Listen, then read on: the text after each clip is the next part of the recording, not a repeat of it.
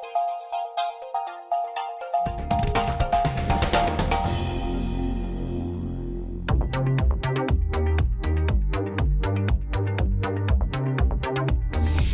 you a contractor or homeowner looking to improve the safety of your home's electrical system?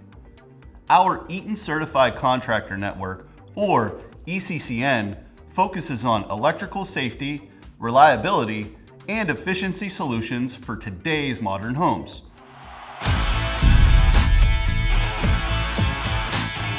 Why is electrical safety so important? This is pretty simple. For all homeowners out there, you want to make sure your home is wired properly, not just for electrical shocks that you could get, your kids could get, or your friends and family can get. It's also fire hazard. Too much power drawn off of something that was done wrong can easily cause an arc and start a fire. Not to mention, getting a permit for all your electrical is not only important, it happens to be a law here in Canada. You want the permit. You want to make sure that anyone that touches electrical, and it should be a licensed electrical contractor, they pull a permit. This is a document that you get to have for insurance purposes and for resale value, that everything in your home is safe. That is important. You don't want a fire, and you don't want anyone to get killed. Welcome to the Power Systems Experience Center, where we can show you live demonstrations of electrical systems. Today we're going to show you 5 ways to improve the safety of your home, and if you're a contractor, we will show you ways to build safety into your designs. Let's get started. Number 1. For existing homes, inspect your electrical system from the meter socket to the outlets in your home. Have a licensed electrician or qualified electrical inspector perform a thorough evaluation of your electrical system. Sometimes things are simply installed incorrectly from the beginning, or they deteriorate over time due to age, weather, rodents, or other reasons. This should include visual and physical inspection, as well as testing and a thermal scan of your load center and key electrical equipment. Don't wait until you're selling your home to have your electrical system checked. Find and fix problems now so your home is safer for you and your family, not just the next owner. We have seen examples of people replacing perfectly good appliances only to find out that there was a loose wire or damaged circuit breaker feeding the appliance. A careful inspection of the circuit feeding your stove or air conditioner could save you a lot of money and protect you from electrical shock or other safety issues. Number 2, take advantage of new technology. If your home was built more than a few years ago, it is likely that there are reasons to consider an upgrade to circuit breakers and other protective devices to improve the safety of your home's electrical system. Install AFCI and GFCI breakers and receptacles, as these devices are able to monitor the electrical wiring, electrical devices, appliances, and other loads throughout the entire home. These safety devices can see what we can't, such as damaged electrical wiring behind the drywall, in crawl spaces, or attics. They are on duty 24/7 to protect you and your home, whether you are awake or asleep, or whether you are at home or at work. Many electrical fires in homes can be prevented with arc fault circuit interrupters, or AFCIs. Ground fault circuit interrupters, or GFCIs, can help protect you and your family from electrical shock, especially around wet locations. Even if the NEC allows you to keep the devices you installed before AFCI and GFCI devices were required, consider upgrading your devices with new technology now to protect your home and family. Other new technologies that can make your home safer include surge protection and backup power. Surge protection can protect your valuable electronic systems, including your home security. Backup power includes generators and battery storage to protect your home in the event of a power outage. This ensures you can open your garage door and electronic door locks. And finally, small UPSs can power things like your Wi-Fi system, since we rely so heavily on internet connections for phone and other emergency systems. Number 3, don't forget about your electrical equipment. We really don't think about maintenance when it comes to electrical equipment in our homes, but you should. Pay attention to cords, exposed wires, light fixtures, broken or missing receptacle and light switch covers, and exposed wires or damaged breakers in your load center.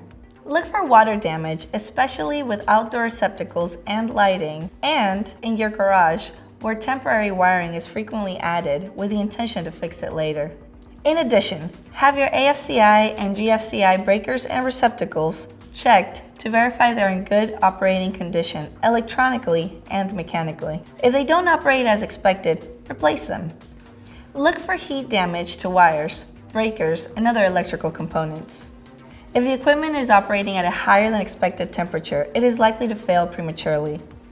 Find out why, fix the problem, and replace the equipment if necessary. Number 4. Always ensure proper wiring methods and pay attention to the electrical ratings of your equipment. Don't overload extension cords or circuits. Don't piggyback power strips to another one just to get an extra few outlets. Don't double up wires on a circuit breaker.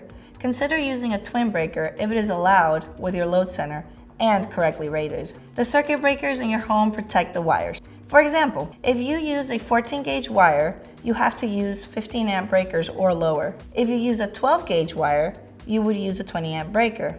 But you could use a 15 amp breaker, even though you wouldn't be able to use the full capacity of the 12 gauge wire.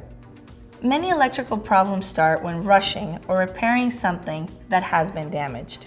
Although you may plan to come back and fix things later, temporary wiring and connections end up as permanent fixes. You'll probably never come back to fix an open air splice later, even if you had good intentions. Simple things like wire color can be a safety issue and are NEC code violations.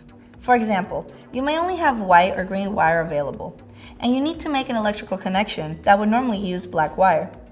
If you're troubleshooting this circuit, it is very possible that you could mistake a 120 volt energized conductor for a neutral or a ground, and you may receive an electrical shock or cause a short circuit. Finally, grounding and bonding are critical to make sure your circuit breakers will trip correctly during a fault condition. Never, never, never remove or cut a ground wire from a metal box, load center, extension cord, or plug to make it fit. And number 5, for new construction and upgrades, build safety into your design.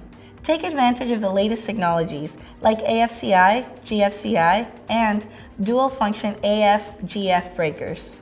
Also consider using the best available technologies for receptacles, including tamper-resistant receptacles to protect children and accidental contact. Pay attention to lighting circuits in the garage and outdoor areas.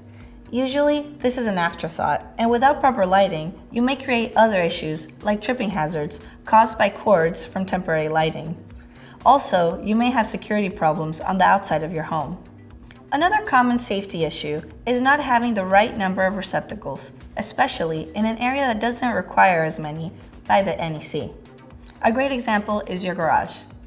It's likely that you'll operate shop vacs, table saws, and other power equipment in your garage.